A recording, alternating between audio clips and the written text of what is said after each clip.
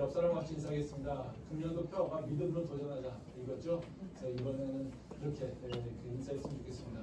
믿음으로 도전합시다. 이렇게 인사하겠습니다. 믿음으로 도전합시다. 믿음으로 도전합시다. 오늘은 이제 갓생과 예수님이라고 하는 제목으로 말씀을 나누려고 하는데요. 몇 년 전부터 청년들에게 이제 갓생 챌린지라고 하는 트렌드가 있습니다. 대부분 젊은 사람들은 다 아시겠지만 우리 또 장년 되신 분들은 제가 무시하는 건 아니지만요, 그냥 모르실 수도 있지 않을까 생각됩니다. 이 갓생이라고 하는 것은 그 신을 얘기하는 갓이죠. 신을 얘기하는 그 갓을 통해서 완벽함이라고 하는 것을 드러내려고 하는 거고요. 생이라고 하는 것은 라이프죠. 생활, 삶. 그래서 삶을 얘기하고 있습니다. 그래서 갓생이라고 한다라고 하면 완벽한 삶. 이것을 얘기하는 거죠. 그래서 갓생 챌린지라고 하는 것은 완벽한 삶을 살기 위해서 내가 뭔가 새로운 도전을 하고 열심히 노력한다. 이것을 얘기하고 있습니다. 그래서 요새 젊은 청년들은 블로그도 많이 하고 또 SNS도 많이 하잖아요. 그래서 갓생 챌린지 한다라면 이렇게 자기가 도전하고 변화되기 위해서 뭔가를 하고 있는 것들을 이제 포스트, 그러니까 SNS에 올리고 이런 일들을 하고 있다는 거죠. 그게 몇 년 전만 해도 이게 시작될 때 이것이 금방 끝날 걸로 생각했었는데 생각보다 계속해서 지속되고 있다는 거예요. 그래서 젊은이들에게 계속해서 이런 것들이 이루어지고 있다는 거죠. 그래서 가장 대표적으로 일어나고 있는 일들이 아침에 1시간 운동, 출근하기 전에 운동한다라든가, 어학을 공부한다라든가, 뭔가 이제 새로운 도전을 한다라든가, 블로거를 만든다든가, 유튜브를 시작했다라든가, 이런 것들 자체가 다 어찌 보면 갓생 챌린지로서 이제 우리 청년들에게서 일어나고 있는 또는 새로운 도전으로 보여주고 있다는 거죠. 이 청년들 사이에서 이제 갓생 챌린지가 유행하게 되는 이유를 언론에서 여러 가지 이렇게 설명하고 있더라고요. 그래서 제가 언론에 나오는 인터뷰라든가 분석 기사들을 보게 되니까요. 그 이유가 세 가지 정도로 요약이 되는 것 같습니다. 하나는 뭐냐면요. 그 청년들이 갓생 챌린지를 하는 이유는 그렇다니까 진정한 자신을 찾아서 진정한 자아를 찾기 위해서라고 한다는 겁니다. 그러니까 자기의 인생이 지금 회사 집 또는 회사 학교 집 이렇게 되는 모습인데 이런 루틴 속에서 발견하는 자기의 모습이 이렇게 만족스럽지 않다는 겁니다. 그래서 이 모습을 떠나서 자기의 진짜 모습을 찾기 위해서 뭔가 도전한다는 거죠. 그래서 자꾸 새로운 환경에 자기를 노출시킨다라든가 이런 일들을 이제 함으로써 자기가 진짜 좋아하는 게 뭔지, 자기가 진짜 자기 적합한 것이 뭔지 이것을 찾아가는 것, 이런 것들을 하고 있는 것이 바로 이제 하나의 이유라고 얘기를 하고 있습니다. 두 번째 이유는 불안이랍니다. 그러니까 미래에 대한 두려움과 불안이 있는 거죠. 그러니까 세상이 변해가고 있는데 자기가 뭔가 준비를 해야 된다는 거죠. 지금 직장을 다니고 있지만 지금 직장이 계속해서 자기의 정년을 보장할 수 없다라고 하는 것을 청년들은 다 알고 있고요. 그렇기 때문에 또 앞으로 계속해서 그 세상이 변하고 있어서 바로 자기가 갖고 있는 이 기술이나 자기 직업군이 없어질지도 모른다라고 하는 그런 막연한 두려움이 있다는 겁니다. 그러니까 내가 이 직장에서 계속해서 그러니까 유지될 수 없는 그런 환경에 노출될 수 있기 때문에 그런 위험이 있기 때문에 자신은 또 미래를 위해서 준비해야 될 뭔가가 있다는 거죠. 그래서 뭔가를 배우고 뭔가 자기에게 합당한 것을 찾아내려고 하는 그런 불안감이 그 불안감을 해소하려고 하는 마음이 있다는 겁니다. 이것도 충분히 이해되는 겁니다. 세 번째로 이제 하나의 그 이유는 뭐냐면요. 이건 조금 앞에 거랑 좀 다른데 자신을 드러내려고 한다. SNS를 하는 이유는 대부분 다 좋은 모습을 드러내잖아요. 그렇죠? 그러니까 자기가 이렇게 되게 보기 싫은 모습, 이렇게 불시시한 모습을 집에서 빈둥대는 모습을 SNS에 올리지는 않잖아요. 대부분 다 어떤 모습입니까? 멋진 모습, 뭔가 이렇게 도전하는 모습, 이런 모습이죠. 그러니까 그런데 그 컨텐츠를 찾아내는 거죠. 이제 갓생이라고 하는 이미지, 그 이미지 속에서 그 완벽한 나의 모습 또는 완벽함을 추구하고 있는 자기의 모습을 드러내면서 세상 사람들에게 인정받기 위해서 한다는 겁니다. 나는 갓생 챌린지 통해서 뭔가 그냥 주저앉아서 게으르고 나태한 모습을 하는 것이 아니라 계속해서 뭔가 도전하고 있어, 뭘 하고 있어, 이런 모습으로 살아간다는 것을 나타낸다는 겁니다. 우리가 이 크리스천으로서 이제 세상에서 어떤 트렌드나 변화가 일어난다고 할 때마다 우리가 좀 갖게 되는 두려움 또는 아니면 뭔가 이렇게 태도가 좀 정해질 필요가 있습니다. 우리 크리스천들은 이 세상의 트렌드라고 하는 것에 대해서 이 두 가지 태도인 것 같아요. 하나는 그냥 뭐 별 문제 없이 그냥 받아들이는, 좋은 걸 받아들인다라고 하는 생각이 있는 것 반면에 또 다른 한편에서는 세상의 것은 다 나쁜 거라고 생각하는 경향도 있는 것 같아요. 그래서 세상에서 일어나고 있는 모든 변화나 트렌드가 우리한테는 뭔가 도적적인 것, 뭐 이렇게 대항해야 되는 그런 걸로 보게 되는 부분이 있다는 거죠. 근데 이게 두 개 다 맞는 것 같지는 않습니다. 세상의 트렌드를 그냥 무조건 따라가는 것도 문제인 것 같고요. 또 세상에 그래서 일어나고 있는 일들에 대해서 무조건 반대되는 현상, 또 부정적으로 그것을 바라보는 것도 좋지는 않은 것 같습니다. 그거는 오히려 이제 어쩌면 양극단을 가고 있는 거니까요. 근데 우리는 분명하게 중심을 갖고 있는 사람들이잖아요. 원칙이 있는 사람들이잖아요. 그러니까 믿는 사람이라고 하는 것은 바로 하나님의 그 가치, 그리고 성경적 가치 또는 복음적 가치를 가지고 살아가는 사람들이기 때문에 우리는 세상의 변화에 대해서 그냥 받아들인다 안 받아들인다 이것이 아니라 우리가 갖고 있는 가치를 가지고 그를 판단하고 또 그것에 맞춰서 우리가 새로운 세상을 어떻게 살아가야 될까 것인가에 대해서 우리가 좀 고민하고 또 대안을 생각해야 될 필요가 있다는 거죠. 그래서 갓생이라고 하는 트렌드라고 하는 것을 우리는 크리스천을 어떻게 바라봐야 될까라고 하는 것에 대해서 우리가 좀 고민을 좀 할 필요가 있습니다. 그냥 나쁘다 또는 그냥 좋다 이렇게 하는 것은 아니라는 거죠. 근데 우리가 갓생이라고 하는 트렌드를 이제 분석해 볼 때 그러면 왜 저런 현상이 가장 먼저 우리가 갖게 되는 질문은 뭐냐면요. 왜 저런 현상이 일어날까? 왜 지금 이 시대에 갓생이라고 하는 그 트렌드가 이 청년들에게 일어날까? 그것은 어찌 보면 그 세상의 환경의 변화에 따라서 청년들이 반응하고 있는 것이기 때문에 우리는 그 세상의 특성들을 좀 알 수 있다는 거죠. 그래서 갓생이 일어나는 그 갓생이라고 하는 그 트렌드가 일어나는 세상에는 바로 그 두 가지의 힘이 계속해서 세상을 지배하고 있다는 것을 우리가 좀 볼 수가 있습니다.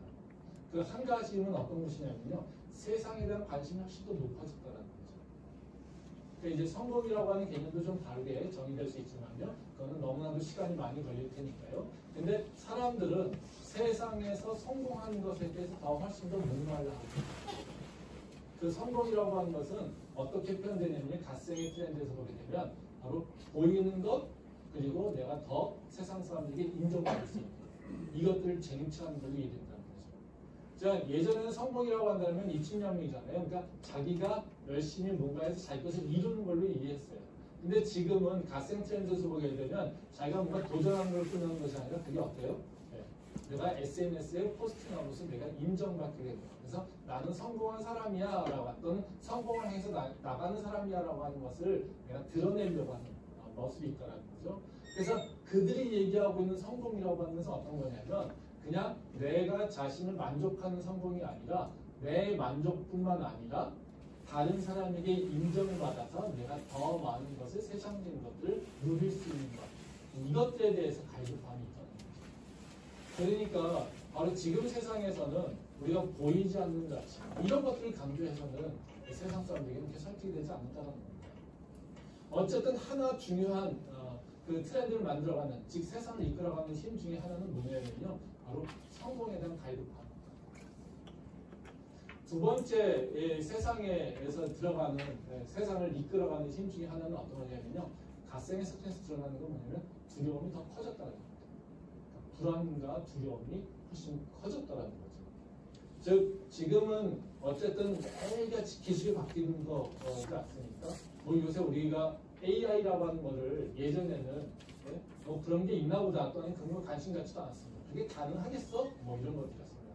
근데 지금의 시대에 AI라고 하는 건 어떻습니까? 누구나 다 받아들여야 된다라고 하는 걸 생각하고 있습니다. 그리고 그것이 어떻게 내 삶에 들어올지 우리는 막연한 두려움을 갖고 있다는 거죠.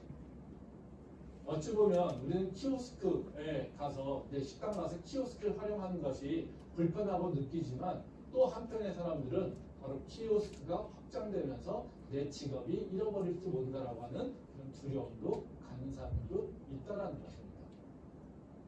그러니까 세상은 기술적으로 계속해서 바뀌고 있는데 그런 사람들은 그것에 대해서 내가 어떻게 대응해야 될지 정확히 모르는 상태.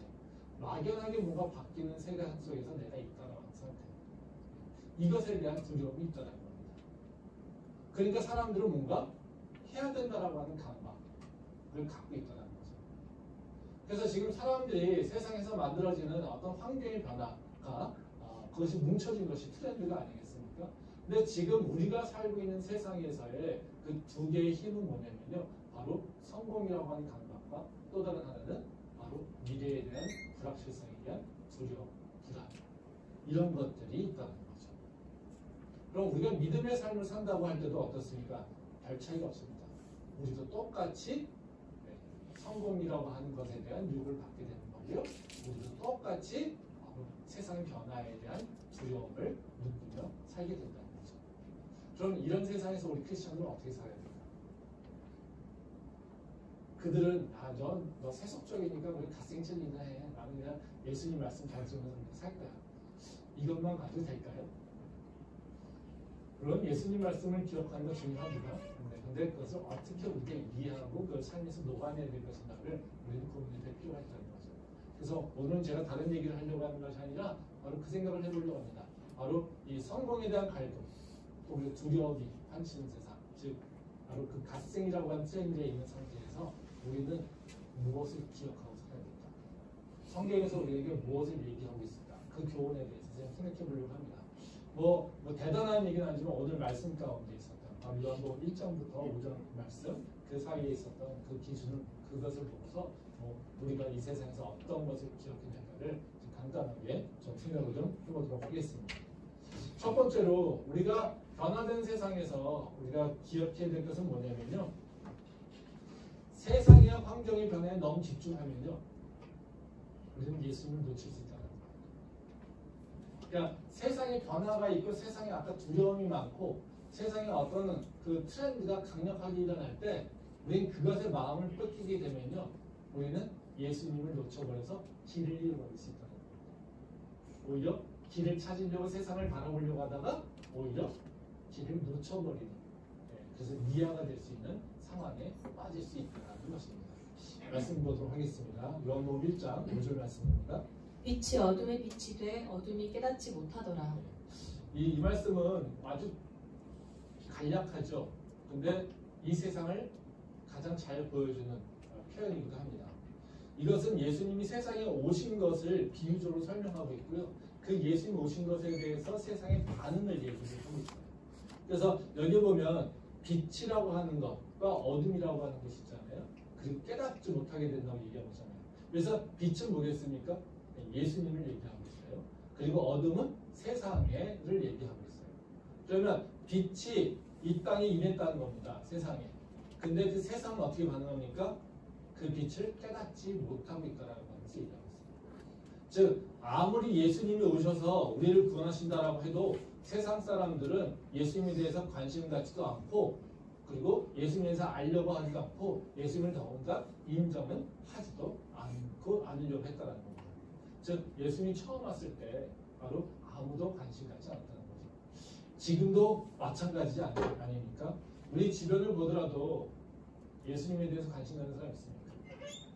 없죠. 예수님께서 이 땅에 오셔서 우리를 구원하셨다고 하더라도 우리는 예수님을 인정하지도 않고 관심 갖지도 않습니다. 뭐 오히려 지금 예수님을 들었던 사람들도 어떻습니까? 떠나가는 세상 아닙니까? 지금 우리 교회에 보게 되면 다 알겠지 않습니까? 교회 학교 점점 줄어들고 있고요. 청년부 줄어들고 있고 그렇지 않습니까?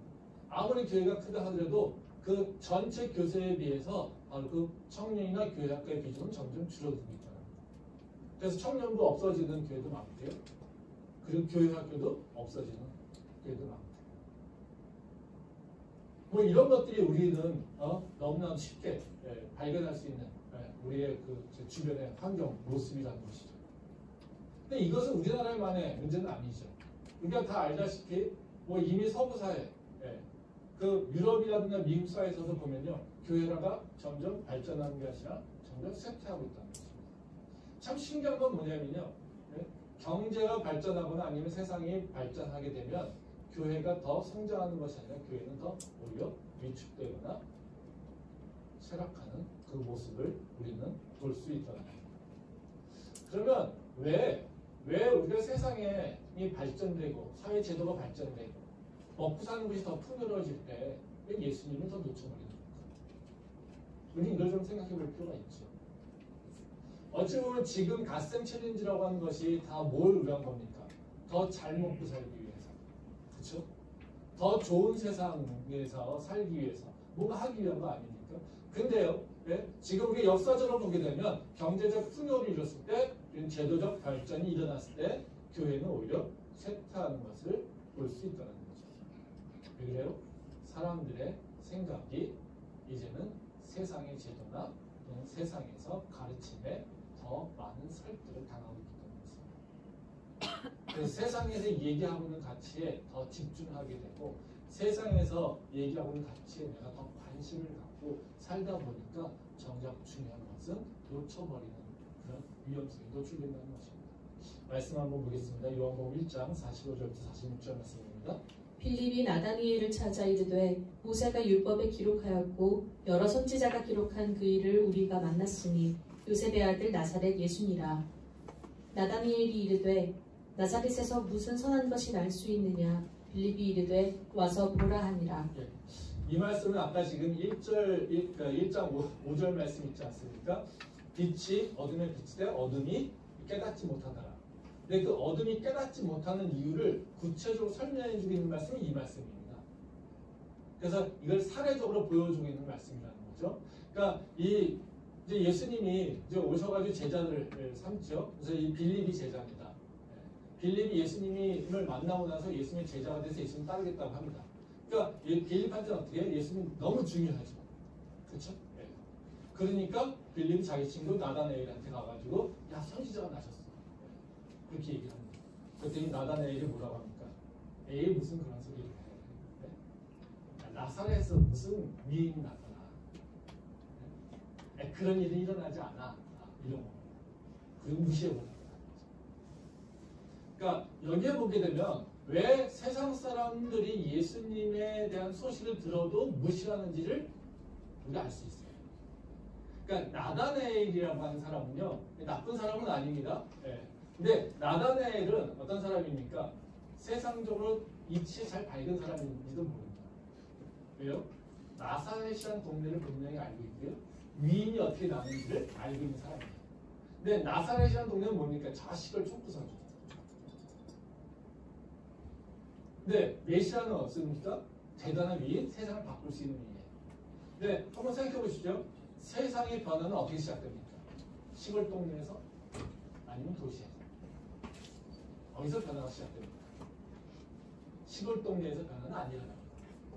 세상에서 변화가 일어나는 방향은 뭐냐면요. 도시에서 혁신이나 뭔가 새로운 발명이 일어나게 되고요. 그것들이 확산돼서 지방들을 변화시키게 되죠. 그래서 항상 사람들은 뭘 바라봅니까? 지방에 있는 사람들은 서울을 바라봅니다. 도시를 바라봅니다. 뭐 우리나라에서 보면 서울 지방이라고 하는 그 격차에 대해서 굉장히 민감하지 않습니까? 그래서 우리는 지역 균형 발전이라고 하면서 되게 관심을 많이 갖고 있잖아요. 그럼 왜요? 네. 지방에서 볼 때 서울이라고 하는 것은 계속해서 발전하고 변화되고 있는데 그 발전 변화에 대해서 지방은 따라가지 못할 것에 대한 두려움이 있다는 거죠. 그러니까 항상 변화가 어디서 일어나고 있습니까? 네. 도시에서 사람이 많은 곳에서 좀 더 나은 곳에서 어떤 변화가 시작된다는 거죠. 근데 지금 빌립이 얘기하고 있는 건 뭡니까? 야, 이 세상을 구원하는 일, 이 세상에 새로운 일들이 일어나야 되는데 그 시작이 어디서 일어났냐면 바로 나사렛에서 일어났어. 네, 이겁니다. 그러니까 나다나엘은 어떻게 생각합니까? 야, 그럼 나사렛 촌동네에서 무슨 변화가 일어나? 예수님이 오셔서 세상을 바꾸려면 바로 이 서울에서, 한복판에서, 강남에서, 핫플레이스, 서울숲에서, 성수동에서 일어나야지. 뭐가 이해가 되지? 지금 저기 어디도 모르는 그 동네에서 무슨 위인이 나타났다고? 그런 일은 있을 수 없어. 바로 이것이 바로 나다나엘의 반응이라는 거죠. 그러니까 우리는 세상에 살고 있기 때문에요. 세상의 사고의 패턴을 분명히 따라갈 수밖에 없어요. 그거는 뭐 우리가 부인한다 하더라도요. 예, 어차피 그 사고를 따라갈 수밖에 없습니다. 근데 그 사고에 그 세상에 몰입할 때 또는 세상에 끌려갈 때 우리는 그 생각의 방식들이 세상적 관점으로 받아들이게 된다는 거죠. 다시 말하면 갓생 트렌드에 대해서 인정하게 되고 그것에 대해서 우리가 똑같이 모습으로 가게 된다는 것은 그 다른 방법, 다른 것이 아니라 바로 갓생에서 얘기하는 가치. 야, 너 눈에 보이는 성공을 만들어내야 돼. 또 너 미래에 대해서 준비해야 돼. 이것에 대한 두려움과 강박을 우리 마음속에서 일으켜낼 때 우리는 어떻게 해요? 예수님이 우리한테 아무리 얘기해도 하나님이 아무리 우리한테 하나님이 주인이라고 얘기하더라도 우리는 그것을 듣지 않게 된다는 거죠. 그리고 우리 눈에는 뭐예요? 예수님이 없어져 버리는 거예요. 지금의 청년들이 왜 교회를 떠납니까? 물론 교회가 잘못된 부분도 있을 수 있겠죠. 예. 뭐 어느 하나가 잘못됐다고 얘기할 수는 없잖아요. 근데 교회는 어찌 보면 옛날 모습으로 그대로 있는 거죠. 근데 세상은요 훨씬 더 많이 바뀌고 있어요. 감정도 많이 바뀌고 있고요. 가치도 많이 바뀌고 있고요. 사람들이 찾고 있는 것도 많이 바뀌고 있어요. 이건 뭐예요? 세상에 바로 그 트렌드나 세상의 가치가 우리 청년들한테는 더 훨씬 더 중요해지고 있다는 거예요. 교회에서는 보이지 않는 것을 얘기하고 있지만 세상 사람들은 뭘 얘기하고 있습니까? 보이는 것을 찾고 있어요. 그러니까 보이는 것을 찾는 사람들한테 보이지 않는 것을 얘기하고 있으니까 그 사람들한테 관심이 없는 겁니다. 한번 생각해 보십시오. 우리가 예수를 믿으면 구원받아 라고 하는 거. 근데 너 구원받기 위해서는 예수를 믿어야 되라고 하는 생각. 그 얘기할 때마다 우리는 어떻습니까? 믿는다고 하지만요. 청년들이나 세상 사람들한테 그게 설득되지 않습니다. 왜요? 우리가 얘기하는 구원 또는 그들이 이해하고 있는 구원이라고 하면 뭡니까? 죽은 이후의 세상이죠. 그들이 갖고 있는 세상의 이해는 바로 많이 다 들어온 것처럼 이 세상과 내세 이승과 저승이라는 거죠. 그러니까 근데 그들이 보이는 것을 강조할 때 저승이라는 게 있겠습니까? 없겠습니까? 없어요. 그러니까 우리가 믿어서 구원받게 된다고 하면 어때요? 그래서 천국 가라고 한다면 야, 천국이 어딨어? 나 그 천국 안 가도 돼. 나한테 중요한 건 뭐? 지금 나한테 내 삶이 더 중요해. 이렇게 반응한다는 거예요. 다시 말하면 뭐예요? 네. 보이지 않는 세상, 나는 그것에 관심이 없어. 나는 보이는 지금 이 세상에 관심이 있어. 그러니 예수님이 바로 우리한테 구원을 얻게 하셔, 천국을 갖게 하셔라고 하는 건데 바로 세상 사람들에서 보이는 것이 중요하다고 하고 있는데 바로 보이지 않는 천국을 간다라고 얘기할 때 그들은 우리한테 뭐라 합니까? 넌 이상한 놈이야. 그거밖에 되지 않아. 그들을 설득하는 게 아니라 설득당하기가 오히려 더 쉽다는 거죠. 그러니까 교회에 있는 청년들이 바로 세상에 있는 것처럼 세상의 가치에 더 중요한 마음을 갖고 있고 그 마음이 바로 세상의 가치에 쓸려갈 때 그들 마음속에선 예수님이 없어진다는 거죠. 그러게 우리가 영적으로 살아있다라고 하는 것은 무슨 의미냐면요. 바로 세상의 가치를 내가 관조적으로 다시 보고 성경적 관점에서 그 세상의 가치를 다시 평가할 수 있는 능력이 있어야 됩니다. 즉 다시 말하면요. 세상에서 계속해서 여러 가치가 들어와도 우리한테는 뭐예요? 기준이 있지 않습니까? 하나님의 말씀, 예수 그리스도의 복음, 이 복음의 관점에서 세상에서 얘기하고 있는 나에게 얘기하고 있는 여러 가지 가치들을 다시 한번 재평가하는 태도가 필요하다는 거예요. 그래야지 우리가 세상에서 우리에게 계속 도전한다 해도 우리는 바로 거기에 쏠리지 않을 수 있고 거기서 예수님을 놓쳐버리는 위험에 빠지지 않을 수 있다는 겁니다. 그러기에 바로 세상이 우리에게 더 많은 가치나 또는 그 논리를 얘기할 때 우리는 더 말씀에 무게중심을 두고 있어야 됩니다. 그런 지혜가 우리 모두에게 있기를 소망합니다. 두 번째는요. 우리가 기억해낼 요소가 있는데요. 자신의 진짜 모습을 찾으려면 창조주를 생각해야 된다는 거예요. 자신의 진짜 모습은요, 자기가 찾는 것이 아니라요, 어찌 보면요, 주어진 것을 발견하는 통해서 나타나게 된다는 거죠. 예수님이 없이는, 또는 하나님과의 만남이 없이는 나에게 가장 중요한 삶의 모습이 어떤 것인지, 나의 진짜 모습이 무엇인지를 우리는 깨달을 수 없다는 것을 기억할 필요가 있습니다. 말씀 보도록 하겠습니다. 요한복음 1장 2절부터 3절 말씀입니다. 그가 태초에 하나님과 함께 계셨고 만물이 그로 말미암아 지은 바 되었으니 지은 것이 하나도 그가 없이는 된 것이 없느니라. 예. 이제 이 말씀은 예수님이 이 땅에 오신다라고 하는 선포할 때 그 예수님이 누군지에 대해서 설명하고 있는 부분이에요. 근데 이 요한복음에서 이제 예수님에 대해서 선포하고 있는 건 뭐냐면요, 창조주입니다. 예수님은 누구냐? 태초에도 계셨고, 그리고 하나님이 창조하실 때 예수님도 함께 계셨고, 그리고 모든 만물이 예수님을 통해서 이루어졌어. 즉 예수님은 창조주 하나님이셔라고 하는 것을 선포하고 있다는 겁니다. 이게 왜 요한복음이 이것을 강조할까요? 지금 이 시대에 우리가 기억해야 될 부분이요, 다른 것이 아니라 바로 우리의 진짜 모습이 뭐냐를 기억할 때 우리는 피조물이라고 하는 것을 기억해야 돼요. 우리가 하나님을 만나려고 할 때요, 먼저 기억해야 되는 건 뭐냐면요, 내가 주인이 아니라 나는 종이고, 또 내가 창조주가 아니라 내가 피조물이고, 내가 주권자가 아니라 나는 하나님의 종속된 자인 것을 인정하는 것에서 시작한다. 그래서 요한은 지금 얘기하고 있는 건 뭐냐면요, 너희는 기억해야 돼. 너희가 주인이 아니라, 너희가 창조주가 아니라 바로 하나님께서 너희를 창조하신 바로 창조주셔. 이것을 기억하라고 얘기하고 있다는 겁니다. 그러니까 아까 얘기했듯이 청년들이 챌린지를 하는 이유는 아까 얘기했듯이 두 가지로 간단히 요약돼요. 하나는 두려움이고요, 하나는 자아실입니다. 이게 서로 엮여 있는 부분도 있습니다. 불안한 세상에서 자기의 자아를 실현하기 위해서 어떻게 해야 될 것인가에 대한 두려움이나 또는 걱정이 있다는 거죠. 그래서 청년들이 지금의 삶에 대해서 만족하지 못하고 또 미래의 삶에 대해서 확신이 없으니까 뭘 해야 됩니까? 나에게 맞는 삶이 무엇인지 찾아야 돼. 이렇게 나선 것이 어찌 보면 가생천이죠.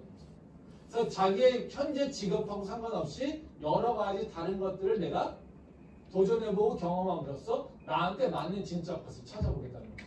그래서 요새 보면 뭐 청년들 중에 이렇게 주목받는 사람이 뭡니까? 자기 직업을 놔두면서 뭐 유튜브 했다가 대박난 사람. 그렇죠?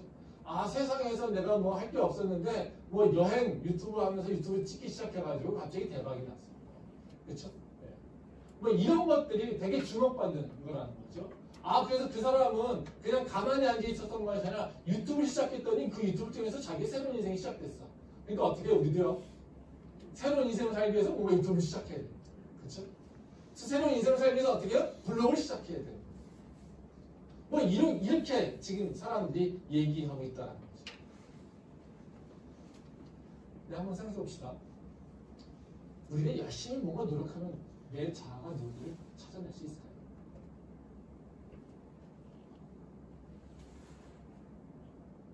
이게 쉽지 않다는 거죠. 왜요? 우리는 피조물이기 때문에 그렇다는 거예요. 우리는 내가 열심히 뭔가를 하고 있으면 뭔가 내가 갖고 있는 특성이나 내 적성들을 찾아낼 수 있는데, 근데 이것은 그렇게 생각하는데 그것은 사실은 맞지 않다. 그러니까 지금 세상에서 자아실현이라고 하는 것을 생각할 때마다 사람들이 주장하는 건 뭡니까? 너 자신을 자꾸 새로운 환경에 노출해봐. 그래서 네가 어떤 잠재력 또는 어떤 탤런트를 갖고 있는지를 네가 발견해낼 수 있어. 그리고 그것에 대해서 너가 집중하게 되면 네가 성공할 수 있어. 이거예요. 보교는 굉장히 좋죠. 근데 이 논리적 구조를 보면 되게 이게 사실 충돌이 일어납니다. 왜냐하면 이건 능동과 수동이 서로 섞여 있어요. 생각해보세요. 우리가 잠재력을, 우리가 새로운 것을 도전한다는 건 무슨 얘기입니까? 내 안에 있는 잠재력을 내가 찾는 거예요. 그건 무슨 얘기예요? 내가 어떤 놈인지 모른다는 거예요. 그렇지 않습니까? 그 가정이 내가 뭐를 잘하는지, 내가 뭐를 잘할 수 있는 능력을 갖고 있는지 나는 모른다는 거예요. 그쵸? 그래서 찾아야 된다는 거예요. 그럼 왜 모릅니까? 내가 나를 만든 게 아니거든요. 그쵸? 내가 나를 통제할 수 있고 내가 나를 다 조절할 수 있다면 내가 나를 알아야 되잖아요. 그쵸? 근데 우리는요, 내가 나를 몰라요. 그 모른다는 사실에 대해서는 인정하고 있지만요, 왜 모르는지에 대해서는 얘기하고 있지 않아요. 그러니까 어떻게 해요? 발견해야 된대요. 그래서 누가 주인 됩니까? 내가 자꾸 나를 도출시키면 돼. 내가 자꾸 나를. 이건 뭐예요? 내가 자꾸 나를 테스트시키면 돼. 이거. 한번 생각해 보세요. 내가 환자예요. 근데 내가 무슨 병에 걸렸는지 몰라요. 그러니까 그러면 어떤 방법이 있습니까? 나를 계속해서 검사하면 되겠죠. 여러분 한번 생각해 보세요. 여러분이 아파가지고 병원에 갔는데 의사가 어딘지 아픈지 몰라가지고요. 네.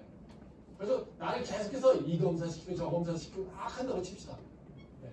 그럼 여러분 몸이 어떻게 될까요? 나만 알까요? 그거 좋아합니까? 좋아하지 않죠. 그쵸? 근데 가생천이라는 건 무슨 얘기냐면요. 내가 나를 몰라. 근데 나를 찾아내서 뭔가 나를 실현해야 돼. 그러니까 어떻게 해요? 나를 모든 것에 노출시켜버리면 돼. 나는 어떤 모습이 될까요? 만신창이가 되겠죠. 그쵸? 그러니까 우리가 내가 주인이 아닌데 내가 주인 모습을 생각하고 있다면 어때요? 되게 바보 같은 짓을 하게 된다. 그것은 결론이 뻔히 보인다는 거예요. 내가 나를 모르는데 나를 어떻게 조절해야 될까? 그럼 내가 나를 잘 찾으려면 누구한테 가야 됩니까? 나를 만드신 분한테 가야죠. 나를 가장 잘 아시는 분을 찾아가야 되죠. 나를 인도하시는 분을 찾아가야 되는 거 아니겠습니까? 근데 그 인도하시는 분, 나를 만드신 분은 관심 갖지 않고 계속해서 내 모습에만 관심 갖고 있으니까 그 인생은 허비되는 인생을 살 수밖에 없다는 겁니다. 말씀 한번 보겠습니다. 로마서 9장 20절부터 21절 말씀입니다. 이 사람아, 내가 누구이기에 감히 하나님께 반문하느냐? 지음을 받은 물건이 지은 자에게 어찌 나를 이같이 만들었느냐 말하겠느냐? 토기장이가 지는 한 덩이로 하나는 귀 있을 그릇을 하나는 천 있을 그릇을 만들 권한이 없느냐?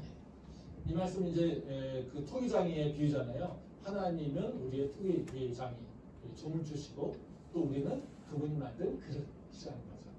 그러니까 그 그릇이 어떻게 쓰일지 이것은 누가 결정합니까? 토기장이가 결정한다는 거죠.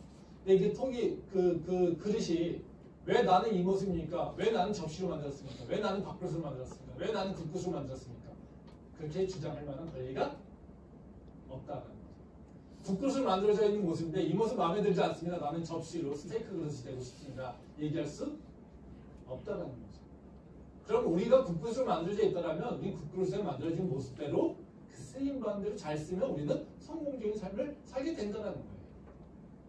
그러니까 우리가 내가 왜 이 모습입니까? 또는 나는 어떤 모습입니까를 정확히 알려고 한다면 누구한테요?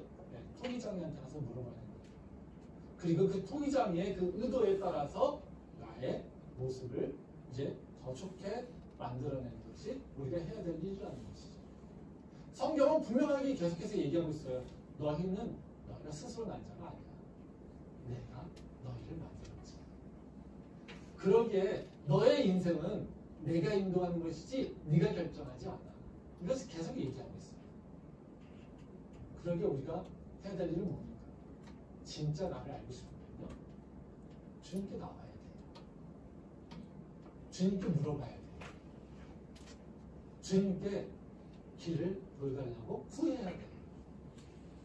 근데 주님을 보지 않고 내가 혼자서 알아가겠다라면 결국에는 나를 테스트하다가 나 자신을 만신창이게 만들다가 끝나버리게 된다는 겁니다. 그러한 미련한 짓이 우리 믿는 자의 모습이 아직은 소망합니다.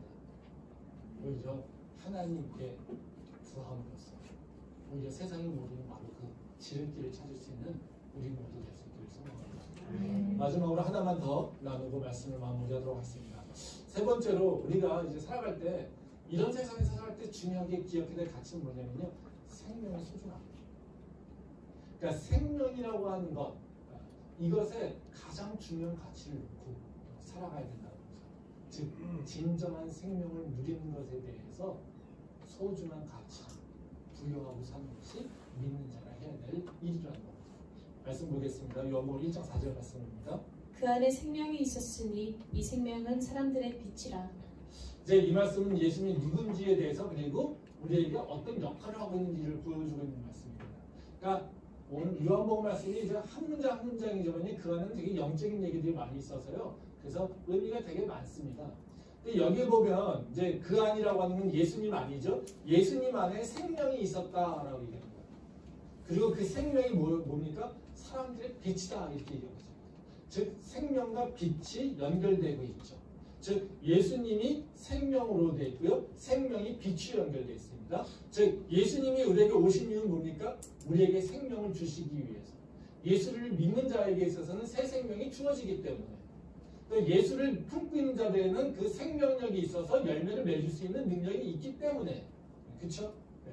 그래서 예수를 믿는 자는 뭐예요? 생명하고 연결되어 있다는 거예요. 근데 이 생명이라고 하는 역할이 뭐가 됩니까? 바로 사람들의 빛이라고 얘기합니다. 빛은 뭡니까? 인도자죠. 우리를 이끌어가는 자를 얘기하고 있어요. 그래서 사람들의 빛이라고 하는 것은요, 희망이고요. 우리가 바라봐야 될 것이고 우리가 추구해야 될 것을 얘기하고 있어요. 즉 예수님께서 우리에게 오셔서 뭡니까? 생명이라고 하는 걸 가르치셨고요. 그 생명의 소중함을 우리가 알고 있기 때문에 우리는요, 그 생명을 따라서 살기를, 즉 생명을 위해서 사는 모습이 된다는 거죠. 세상에는 여러 가지 가치가 있죠. 근데 그 가치 중에 어떤 것도 비교할 수 없는 가치가 뭡니까? 생명. 목숨이 있어야지 그 나머지 것도 중요한 거 아니겠습니까? 그러니까 그 목숨이라고 하는 것, 이것을 우리가 중요하게 여겨야 된다는 거죠. 목숨이라고 하는 것은 무슨 얘기일까요? 육신의 목숨만 얘기할까요? 아니죠. 우리의 진정한 생명이란 영원히 살아야지 되는 것이죠.